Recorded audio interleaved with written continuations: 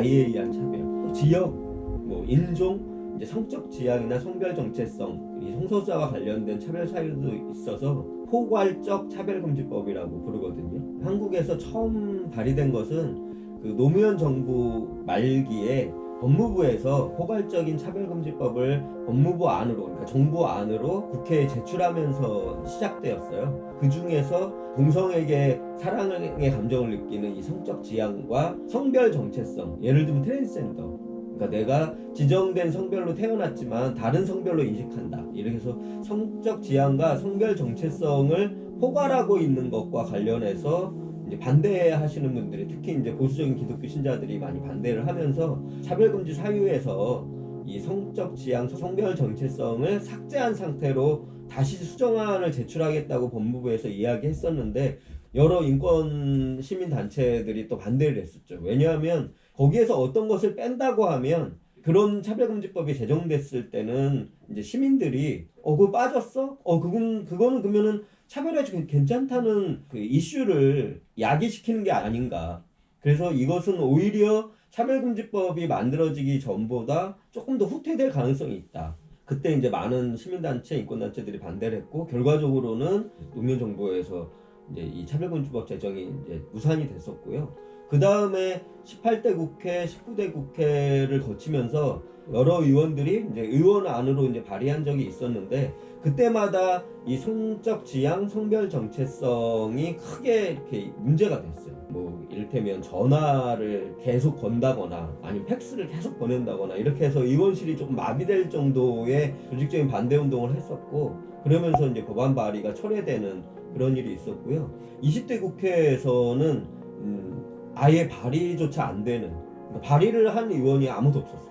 정의당에서는 차별금지법을 발의해 보려고 발의안을 제출을 했는데 정의당 의원이 6명이잖아요. 근데 이제 발의를 하려면 최소 의원이 10명이 돼야 되는데 4명을 못 구해서 발의를 못하는, 그래서 제정될 가능성이 높아지는 쪽으로 사회가 변화하는 게 아니라 오히려 이제 좀 후퇴하는 느낌이고, 그 국제 인권 조약 기구들만 중심으로 말씀드려도 포괄적 차별금지법을 만들어라라는 공고를 계속 해왔는데요.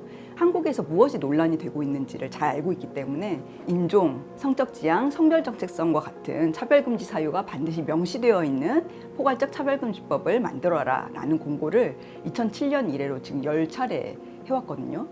그런데 이제 거기에 대해서 한국이 사회적인 합의가 더 필요하다, 그래서 지금 못하고 있다라는 얘기만 반복해 왔기 때문에 이 공고가 점점 더 강해지고 있어요. 무엇을 해왔는지 2년 내에 보고해라 라는 식의 굉장히 강력한 공고들을 계속 내리고 있거든요. 그래서 이제 한국 정부가 사실은 이에 대해서 정말 책임감 있는 조치를 취하고 책임감 있는 답변을 해야 하는 상황입니다. 대통령도 그렇고 정부에서도 그렇고 매번 얘기하는 게 사회적 합의가 되어 있지 않기 때문에 차별금지법 제정이 어렵다, 이렇게 얘기하시는데, 정부나 대통령의 역할이 사회적 합의를 이루는 데 있어서 내가 그럼 어떤 역할을 하겠다라고 해야 된다라고 말씀드리고 싶어요. 이 로드맵을 제시해야 되는데 그 로드맵 없이 그 대통령도 정부도 어떻게 하겠다는 의지, 계획 없이 막연히 사회적 합의가 안 됐으니까 제정하지 않겠다고 한다면, 근데 생각해 보세요. 사회가 바뀐 다음에 이 법이 그럼 필요할까요? 사회가 바뀌면 이 법이 필요가 없잖아요. 사회가 이미 다 바뀌었는데 차별하지 않는데 차별금지법이 왜 필요하겠어요? 차별을 하고 있는 사회니까 차별금지법이 필요한 거거든요. 법으로 이런 것들을 규제하면서 이 사회를 변화시키는 것이 정부나 대통령의 역할이 아닌가.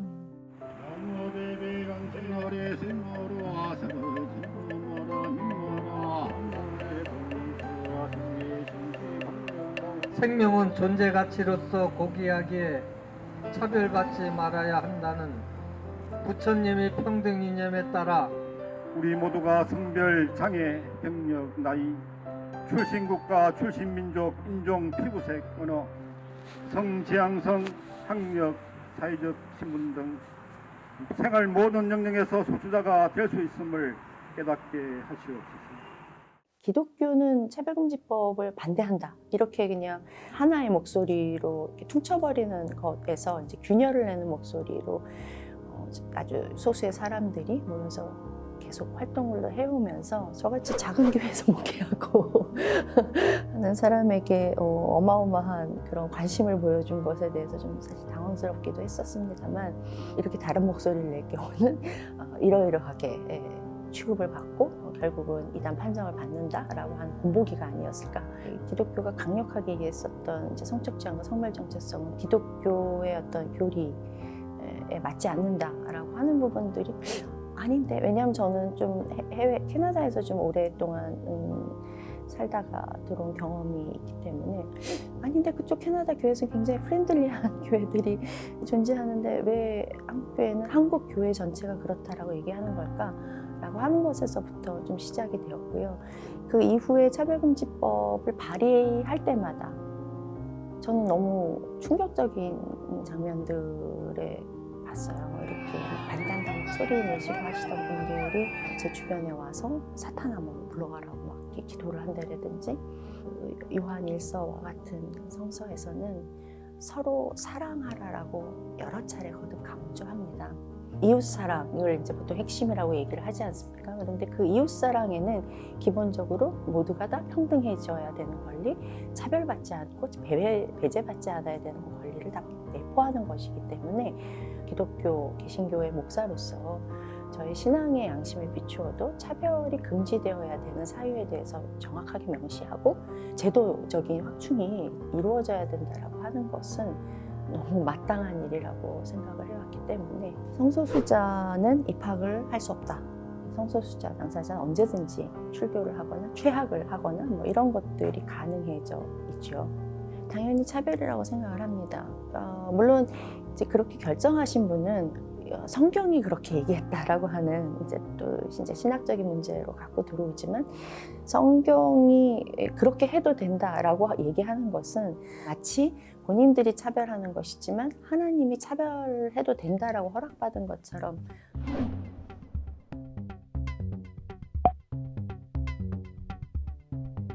지금까지 제출된 그 모든 차별금지법 관련한 법안에 그 처벌 조항은 없어요. 오히려 처벌 조항이 없는 차별금지법이 그럼 무슨 필요가 있느냐, 이렇게 얘기하시는 분들이 또 반대로 있을 수도 있는데, 이 처벌 조항을 넣지 않은 이유는 이 차별금지법이 생긴다 그래서 차별과 관련된 국민의 의식이나 문화가 갑자기 바뀌지는 않는다고 생각하거든요. 처벌 조항 때문에 생기는 여러 가지 부작용들을 저희도 좀 생각하고 있었던 것이고요. 그러니까 처벌 조항은 없지만 시정을 요구할 수 있는 조항이 있거든요. 그럼 그 시정을 요구할 수 있는 것을 근거로 해서 다른 법안으로 뭐 이를테면 어떤 것들을 시정하지 않았기 때문에 그럼 이건 시정을 해달라고 하는 이제 다른 문제 제기, 그것이 이제 법적인 소송이 될 수도 있고 아니면 행정적인 요구가 될 수도 있고. 반대 주장을 사실 살펴보면 차별금지법이 무엇인지 자체를 모르시고 반대하시는 경우가 굉장히 많아요. 가장 이제 대표적으로 나오는 이야기가, 차별금지법이 제정되면 목사님이 어떠한 종류의 설교를 하면 잡혀간다, 벌금을 물거나 징역을 살게 된다, 이러한 주장을 하는데, 지금까지 한국에서 발의되었던 법 중에 형사처벌을 하는 법은 한 번도 발의된 적이 없습니다.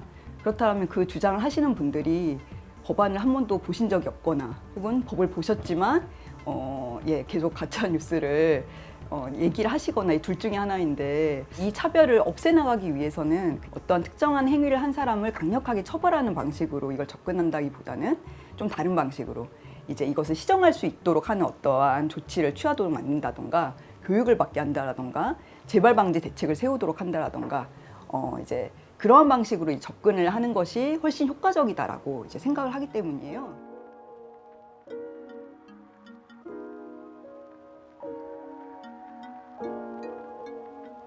외국의 경우에는 캐나다 같은 경우에 차별을 금지하는 법률이라고 이름을 붙인 나라도 있고, 영국 같은 경우는 평등법이라는 이름으로 갖고 있는 나라들도 있고, 어떤 선진국 이런 나라들은 대부분 포괄적인 차별금지와 관련된 법률들이 있고요. 사회 갈등이 뭐 심각하게 야기된다거나 이런 염려하는 쪽으로 간 나라들은 거의 없어요. 인권이 향상되는 쪽으로, 그리고 사회적 갈등이 오히려 법 제정 이전보다 없어지죠.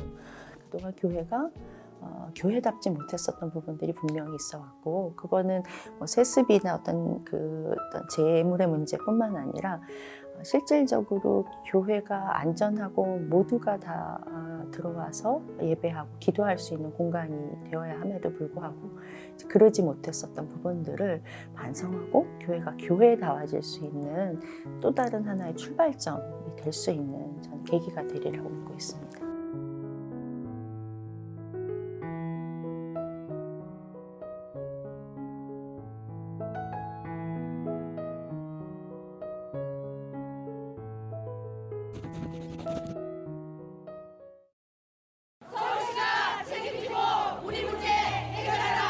단체 교섭은 결렬되고 말았습니다. 그중 정년을 연장해달라는 요구는 절대 안 된다고 합니다.